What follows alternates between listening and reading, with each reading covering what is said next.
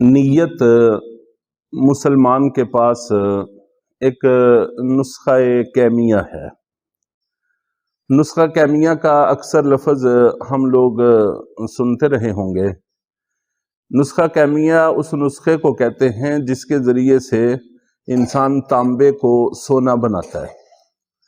یہ پرانی کچھ فلسفہ منطق کی کتابوں میں وہ نسخہ لکھا ہوا بھی ہے، اور بہت سارے لوگ ہیں جنہوں نے اپنی پوری زندگیاں اس نسخے کو حاصل کرنے کی نظر کر دی ہیں۔ صرف دنیا کا تھوڑا سا فائدہ ہے کہ تانبا سستا ہوتا ہے، اس سے اگر سونا بن جائے تو انسان دنوں میں امیر ہو جاتا ہے، دنیا اس کی اچھی ہو جاتی ہے۔ تو اتنے سے مقصد کے لیے پوری زندگیاں گال دیتے ہیں، اور سونا ہے کہ پھر بھی بننے کا نام نہیں لیتا۔ اور اس سے ملتی جلتی صورتیں ہمیں بھی بچپن میں پیش آتی رہیں۔ آج کل تو خیر اتنا وہ نہیں ہے۔ آپ حضرات کو یاد ہوگا بچپن میں قسمت پوڑیاں نکلا کرتی تھی، تو جتنے پیسے گھر سے ملتے تھے وہ سارے کے سارے قسمت پوڑیوں کی نظر ہو جاتے تھے، اور اگر اس میں سے کبھی 2-4 روپے 5 روپے نکل آتے تھے تو بڑے خوش ہوتے تھے، بعد میں وہ بھی قسمت پوڑیوں کی نظر ہو جاتے تھے۔ تو نسخہ کیمیہ یہی سمجھ لیں۔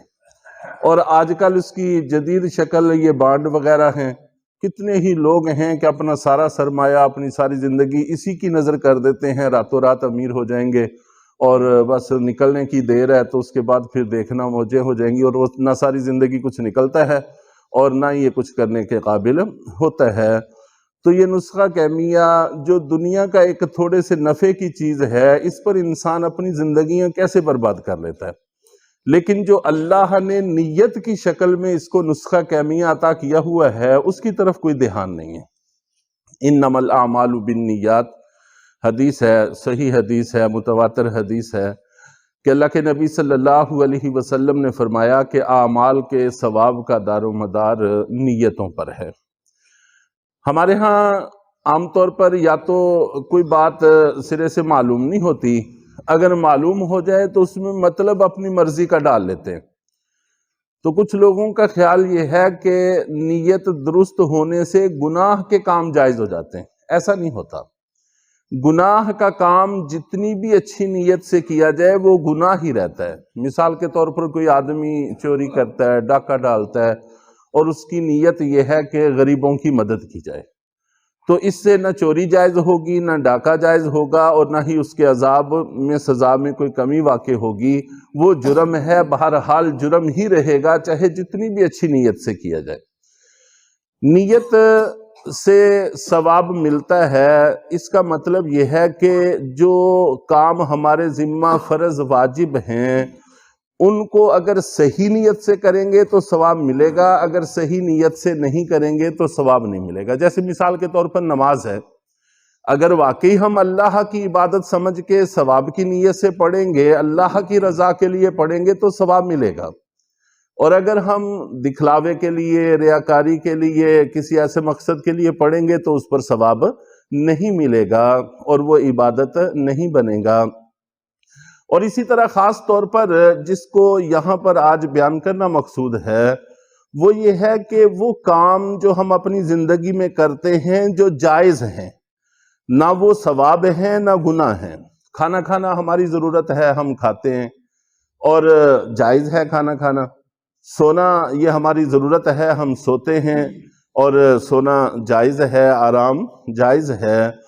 اور اسی طرح جو ہم کاروبار کرتے ہیں، ملازمت کرتے ہیں، دکانداری کرتے ہیں، تعلیم حاصل کرتے ہیں، محنت مزدوری کرتے ہیں، یہ جتنے بھی چھوٹے چھوٹے کام، بڑے بڑے کام ہیں جو جائز ہیں، ان جائز کاموں کو اگر اچھی نیت سے کیا جائے تو یہ عبادت بن جاتے ہیں۔ یہ ہے نسخہ کیمیہ کہ اگر ہم نیت درست نہ کریں تو وہ جائز کام ہیں، ٹھیک ہے، نہ اس پر ثواب ملا نہ گناہ ملا، لیکن اگر تھوڑی سی نیت درست کر لی جائے، اپنا نقطہ نظر بہتر کر لیا جائے تو وہ بہت بڑے سرمایہ کو جمع کرنے کا سبب بن جاتا ہے۔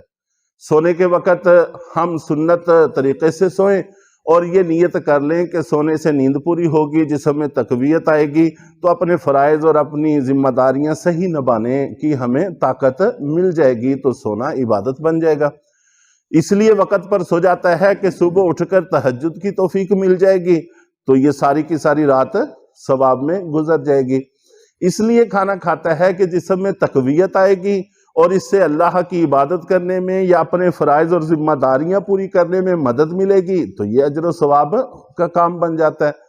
یا یہ ہے کہ میرے اوپر میرے نفس کا بھی حق ہے، انسان کے ذمہ اللہ کا بھی حق ہے، بندوں کا بھی حق ہے، اپنی آنکھ کا حق ہے، اپنے نفس کا حق ہے، بیوی بچوں کا حق ہے، ان سارے حقوق کا خیال رکھنا چاہیے۔ حضرت سلمان فارسی رضی اللہ تعالی عنہ کو نبی پاک صلی اللہ علیہ وسلم نے حضرت ابو درداء رضی اللہ تعالی عنہ کا بھائی بنایا تھا۔